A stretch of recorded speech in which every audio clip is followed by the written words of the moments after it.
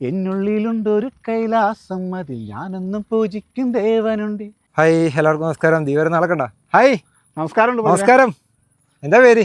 എൻ്റെ പേര് കണ്ണെന്നാണ്. ഈ മുഖം ബ്രഹ്മമംഗലം എന്നാണ്. ബ്രഹ്മംഗലം എന്ന് പറഞ്ഞ ഗ്രാമത്തിൽ നിന്നാണ് വരുന്നത്. അതെ, അതെ. ഈ മുഖം ചിലരൊക്കെ കണ്ടിട്ടുണ്ടാവും, മറ്റേ പാട്ട് അല്ലേ? പാട്ടും ആൽബങ്ങള്, വെബ് സീരീസ്, ഷോർട്ട് ഫിലിംസ് ഒക്കെ ആയിട്ട് പോകുന്നു, ചെയ്യുന്നുണ്ട്. എത്ര പാട്ട് പാടിയിട്ടുണ്ട്? ഞാനിപ്പോ ഇപ്പൊ ഇറങ്ങാൻ പോണ ഒരു 55 മ്യൂസിക്കൽ ആൽബം ഓൾറെഡി ചെയ്തിട്ടുണ്ട്. ഇപ്പൊ ഇറങ്ങാൻ പോണ എൻ്റെ 55ാമത്തെ സോങ് ആണ് ആൽബം. 55ാമത്തെ സോങ് ആണ്. ആദ്യമായിട്ട് ഇറങ്ങിയ നമ്മുടെ ബ്രഹ്മമംഗലത്തപ്പൻ്റെ ഒരു ആദ്യമായിട്ട് ഞാൻ പാടിയത് പൂവിളി ഇല്ലാതെ എന്ന് പറഞ്ഞൊരു മ്യൂസിക്കൽ ആൽബം. ഓണായിട്ട് ബന്ധപ്പെട്ട അതൊരു 4 വർഷം മുമ്പാണ്. 4 വർഷം മുമ്പാണ് ഈ ഫീൽഡിലോട്ട് ഞാൻ കടന്നു വന്നത്. 4 വർഷം മുമ്പാണ് പൂവിളി ഇല്ലാണ്ട് പാടിയത്. അതിനുശേഷമാണ് ബ്രഹ്മങ്ങൾ തപ്പൻ എന്ന ആൽബം പാടുന്നത്. അതിലൂടെയാണ് എല്ലാവരും ആ പാട്ട് പാടി കഴിഞ്ഞാൽ പിന്നെ എനിക്ക് അത്യാവശ്യം പാട്ടുകൾ തിരിഞ്ഞു നോക്കാൻ പറ്റില്ല. അപ്പൊ ദൈവം സഹായിച്ചിട്ട് ഒരു മാസത്തിൽ 1-2 ആൽബങ്ങളൊക്കെ വെച്ച് കിട്ടാറും നമ്മൾ ഇറങ്ങാറുണ്ട്. പാട്ടൊക്കെ ഇപ്പൊ പാടുന്ന നമ്മൾ ഫേസ്ബുക്കിലൂടെ കണ്ടിട്ടുണ്ട്. ഈ പാട്ട് പഠിച്ചിട്ടുണ്ടോ? ഇല്ല, സംഗീതമൊന്നും പഠിച്ചിട്ടില്ല. ഒന്നും പഠിച്ചിട്ടില്ല? ഇല്ല, അങ്ങനെ പഠിച്ചിട്ടില്ല. എങ്ങനെ പാടുന്നത്? എനിക്കൊരു വീട്ടിലിരിക്കണ സമയത്ത് വെറുതെ സ്മൂളിൽ ആണ് ഞാൻ പാടി തുടങ്ങിയത്. സ്മൂളിൽ പാടിയപ്പോൾ എല്ലാവരും കുഴപ്പമില്ലല്ലോ, നല്ലതാണെന്നൊക്കെ പറയാറുണ്ട്, നെഗറ്റീവും പറയാറുണ്ട്. അപ്പൊ നെഗറ്റീവ് ഞാൻ എടുക്കാറില്ല. പ്രത്യേകിച്ച് നെഗറ്റീവ് എടുത്തിട്ട് നമ്മൾ എന്തിനാ, അതിന്റെ ആവശ്യമില്ലാത്തതുകൊണ്ട് പോസിറ്റീവ് ഉള്ള കമന്റ്സുകളും പോസിറ്റീവായിട്ട് സംസാരിക്കുന്നവരും അങ്ങനെയുള്ള കാര്യങ്ങൾ ചിന്തിക്കണോണ്ടായിരിക്കാം ഒരുപക്ഷെ വീണ്ടും വീണ്ടും പാടാനായിട്ട് തോന്നണത്.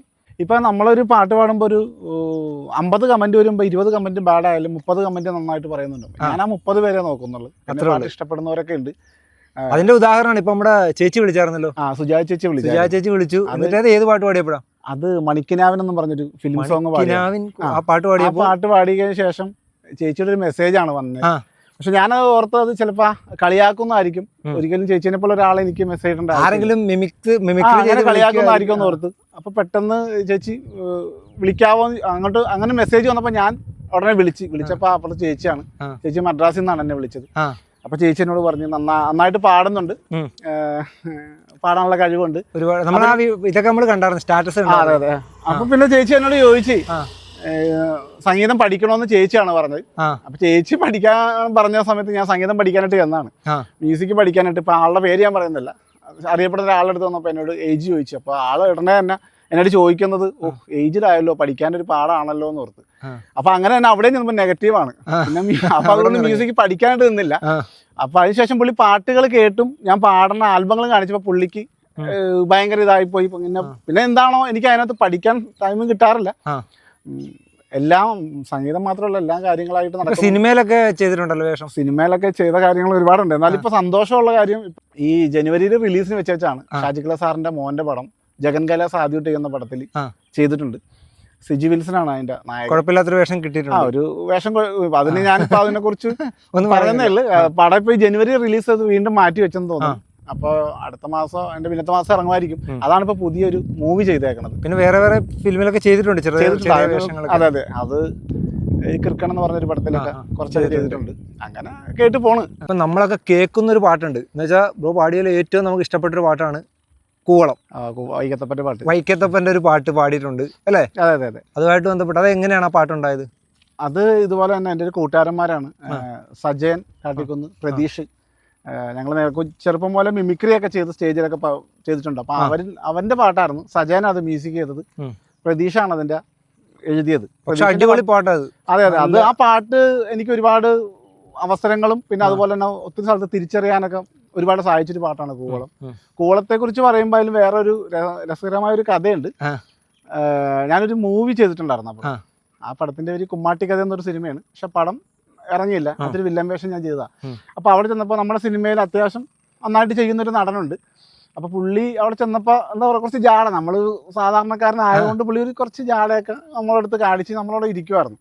അപ്പം മിണ്ടാൻ ചെന്നപ്പോഴും പുള്ളി വലിയ ജാടയൊക്കെ ഇട്ട് ഇരിക്കുമായിരുന്നു. പക്ഷെ എന്താണ് അതാ വൈക്കത്തപ്പൻ്റെ ഒരു ഇതാന്ന് പറയണം. ഞാൻ അവിടെ ഇരുന്നപ്പോൾ പുള്ളിയുടെ മൊബൈലിലെ റിംഗ് ടൂൺ എൻ്റെ ഒരു പാട്ടായിരുന്നു. നമ്മുടെ ഈ കൂവളത്തിലെ പാടി കേൾപ്പിക്കുക. അതിന് മുമ്പായിട്ട് അപ്പൊ ആ പാട്ടിട്ട് കഴിഞ്ഞ സമയത്ത് ഞാൻ പുള്ളിയോട് പോയി ചോദിച്ചു, ആ പാടി ഞാനാണ്. അപ്പൊ അത് മാറി കേട്ടോ. അപ്പൊ അങ്ങനെയൊക്കെ പുള്ളിയോട് ചോദിച്ചു ഈ പാട്ട് എവിടെ നിന്ന് കിട്ടിയെന്ന് ചോദിച്ചു. പുള്ളി എന്താ പറഞ്ഞ? ഈ പാട്ട് ഭയങ്കര ഇഷ്ടമാണ്, ഈ പാട്ട് കേൾക്കാൻ, ശിവഭക്തനാണ്, അങ്ങനെയൊക്കെ പുള്ളി പറഞ്ഞു. അങ്ങനെയാണ്. പിന്നെ ഭയങ്കര കാര്യമാണ്, ജോലിയായിട്ടൊക്കെ പോയി. ആളുടെ പേര് ഞാൻ പറയുന്നില്ല. അപ്പൊ നമുക്ക് ഇപ്പൊ പ്രേക്ഷകർക്ക് വേണ്ടിട്ട് ആ പാട്ടൊരു 2 വരി പാടാവാ? കൂവളത്തില. ഓക്കെ. അതൊരു 3 വർഷം ആയിട്ടുണ്ടോ പാട്ട്? എന്നാലും ഒന്ന് പാടിയ. എന്നുള്ളിലുണ്ടൊരു കൈലാസം, അതിൽ ഞാനെന്നും പൂജിക്കും ദേവനുണ്ട്. ഏഴകൾ മാറ്റി എന്നെ മുന്നിച്ച് ആശ്രയം നൽകുന്നൊരപ്പനാണ്, തിരുവൈക്കം വാഴുമെന്നപ്പനാണ്. എന്നുള്ളിലുണ്ടൊരു കൈലാസം, അതിൽ ഞാനെന്നും പൂജിക്കും ദേവനുണ്ട്. ഏഴകൾ മാറ്റി എന്നെ മുന്നിച്ച് ആശ്രയം നൽകുന്നൊരപ്പനാണ്, തിരുവൈക്കം വാഴുമെന്നപ്പനാണ്. അടിപൊളി. ഇങ്ങനെ ഇതിലും എനർജറ്റിക് ആണ്. പാടുമ്പോ അതിന്റെ ഒരു ഇതുണ്ടാകും. അത് യൂട്യൂബിൽ കയറി കൂവളം അടിച്ചു നോക്കിയാൽ കാണാൻ പറ്റുമല്ലേ. മൊത്തം ഇതുവരെ എത്ര പാട്ട് ചെയ്തിട്ടുണ്ട്? ഇപ്പൊ ഞാൻ 55 മ്യൂസിക്കൽ ആൽബങ്ങളായിട്ടുണ്ട്. 55 അതിനകത്ത് സ്വന്തമായിട്ട് ചെയ്ത്? സ്വന്തമായിട്ട് അല്ല, കുറച്ചൊക്കെ പ്രൊഡക്ഷൻ ഞാൻ തന്നെ ചെയ്തിട്ടുണ്ട്. സ്വന്തമായിട്ട് മ്യൂസിക് ചെയ്തൊരു 7 പാട്ടുകൾ സ്വന്തമായിട്ട് സംഗീതം ചെയ്തിട്ടുണ്ട്. 7 പാട്ടോളം സംഗീതം ചെയ്തിട്ടുണ്ട്. എന്തെങ്കിലും അവാർഡുകളൊക്കെ കിട്ടിയിട്ടുണ്ടോ? അവാർഡുകൾ ഞാൻ ചെയ്ത ഒരു ഷോർട്ട് ഫിലിംസ് ഉണ്ട്, 13-ാം കോലി, മറ്റേ കിണറ്റ് ചാടുന്ന അവാർഡ് കിട്ടിയിട്ടുണ്ട്. പിന്നെ ഞാൻ തന്നെ സീൻ സെക്ഷൻ എന്ന് പറഞ്ഞൊരു കഥ എഴുതിയിട്ടുണ്ട്. അത് ഷോർട്ട് ഫിലിമാണ്. അതിന് നമ്മുടെ നാഷണൽ ലെവലിൽ നടന്ന ഷോർട്ട് ഫിലിം ഫെസ്റ്റിവലിൽ മികച്ച കഥയായിട്ട് എന്റെ തെരഞ്ഞെടുത്തിട്ടുണ്ട്. അങ്ങനെയൊക്കെ കുറച്ച് കാര്യങ്ങൾ കിട്ടിയിട്ടുണ്ട്. ഇനി എന്താണ് ആഗ്രഹം? എന്താണ് ആഗ്രഹങ്ങൾ? നമ്മളിതൊക്കെ ചെയ്യണത് ഒരു പാട്ടുകാരനായിട്ട് അറിയപ്പെടുന്നതും ഒരു ബിസ്ക്രീനല്ല നമ്മളെല്ലാവരുടെയും മോഹങ്ങൾ. അപ്പൊ അതൊക്കെ തന്നെയാണ് ആഗ്രഹങ്ങൾ. സിനിമയിൽ നല്ലൊരു വേഷം അതിന് വേണ്ടി ശ്രമിച്ചോണ്ടിരിക്കുവാണ്. സിനിമയും കൂടുതലും അഭിനയത്തെക്കാളും കൂടുതൽ എനിക്ക് പാട്ട് കൂടുതലായിട്ട് പാടണം. അത് കാരണം ഇപ്പൊ പാട്ടുകൾ കൂടുതലും ചെയ്യുന്നത്. ഇപ്പൊ എല്ലാവരും ചോദിക്കാറുണ്ട് ഷോർട്ട് ഫിലിംസ് ചെയ്യാൻ പാടില്ല. ഷോർട്ട് ഫിലിംസ് എന്ന് പറഞ്ഞാൽ ഇപ്പൊ എല്ലാവരും ചെയ്യുന്നുണ്ട്. എനിക്കൊരു പുതിയ പാട്ടുകൾ അല്ല, പുതിയ വലിയ വലിയ ആൾക്കാരുടെ രീതിക്ക് സംഗീതത്തിലും അവരുടെ കൂടെ പാട്ടുകൾ പാടാൻ ആഗ്രഹമുള്ളതുകൊണ്ടാണ് നമ്മൾ ഈ ആൽബത്തിലോട്ട് കൂടുതലായിട്ട് കടന്നു വരുന്നത്. അതാണ് ആൽബം ചെയ്യാനായിട്ടുള്ള ഇഷ്ടം. അതാണ് ആൽബങ്ങൾ പുതിയ ഇറക്കുന്നത്. ശ്രദ്ധിക്കപ്പെടുന്നത് പാട്ട് പാടിയിട്ടല്ലേ? ഏതാണ് ഈ കൂടുതൽ ശ്രദ്ധിക്കപ്പെടുന്ന പാട്ട് പാടിയിട്ടാണ്. ഇപ്പൊ എവിടെ ചെന്നാലും നമ്മൾ തിരിച്ചറിയുന്നത് പാട്ടിലൂടെയാണ്, പാട്ടുകാരൻ അങ്ങനെ ഇതിലാണ്. അപ്പൊ ബ്രോ എന്തായാലും ശരി. ഇനി എന്തൊക്കെയാണ് പുതിയ പ്രോജക്ട് എന്തൊക്കെയുള്ളത്? 3 ആൽബങ്ങൾ പുറത്തിറങ്ങാനുണ്ട്. അത് ഒരെണ്ണം എന്ന് നിന്റെ ഓർമ്മകൾ എന്നാണ്. അത് ഡയറക്ഷൻ ചെയ്യുന്നത് അജി അരയങ്കാവാണ്. അതിന്റെ മ്യൂസിക് ചെയ്യുന്നത് അപ്പു നായരമ്പലം. അതാണ് ഇപ്പൊ ഇറങ്ങുന്നത്. അതിന് ശേഷം അജിച്ചേട്ടൻ തന്നെ ഗാനരചന ചെയ്തൊരു പാട്ടുണ്ട്, പോരുന്നോ പെണ്ണെ നീ എൻ്റെ കൂടെ എന്നൊരു ആൽബം ഉണ്ട്. അജിച്ചേട്ടനാണ് അതിൻ്റെ മ്യൂസിക് ചെയ്തേക്കുന്നത്. പാടിയ ഞാൻ തന്നെയുണ്ട്. പിന്നെ അതിലും ഒരുപാട് സന്തോഷമുള്ള കാര്യം, ഞാൻ കുറച്ച് നാൾക്ക് മുമ്പ് ഒരു സിനിമ ചെയ്തിട്ട് ഇതുപോലെ തന്നെ പടങ്ങളും മിക്കുകയും ചെയ്തിട്ട് ഇറങ്ങാണ്ട് പോകുന്ന സംഭവമുണ്ട്. അപ്പോൾ അതിനകത്തൊരു സി ആയിട്ട് ഒരു പടം ചെയ്തായിരുന്നു. ഷീസ് വിദ്യ എന്നായിരുന്നു പടത്തിൻ്റെ പേര്.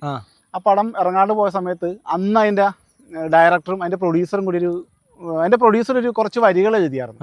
അപ്പോൾ ഞാനത് വെറുതെ ട്യൂൺ ചെയ്തപ്പോൾ അവർക്കത് ഇഷ്ടപ്പെട്ടു. അപ്പോൾ പടത്തിലോട്ട് ആ പാട്ട് എടുക്കാമെന്ന് പറഞ്ഞപ്പോൾ പടം നിന്നുപോയി. അപ്പോൾ അങ്ങനെ പുള്ളിക്കാരൻ കഴിഞ്ഞ ദിവസം വിളിച്ചിട്ട് ആ പാട്ട് രണ്ടാമത് നിങ്ങൾ ആൽബം ഔട്ട് ചെയ്യുന്നുണ്ട്, അതിൻ്റെ റെക്കോർഡിംഗ് കഴിഞ്ഞ്. അപ്പോൾ ഇല്ല, പേരിട്ടിട്ടില്ല. അപ്പോൾ അതുമാണ് 3 പ്രോജക്റ്റ് ഉണ്ട്. 2 പാട്ട് ഞാൻ സംഗീതം ചെയ്തതും ഒരെണ്ണം അല്ലാണ്ട് ഇറങ്ങാനുണ്ട്. അതിൻ്റെ ഒരു സന്തോഷത്തിലാണ് 3 വർക്ക് ചെയ്യുന്നത്. എന്തായാലും എല്ലാവിധ ആശംസകളും. Thank you. ശരി.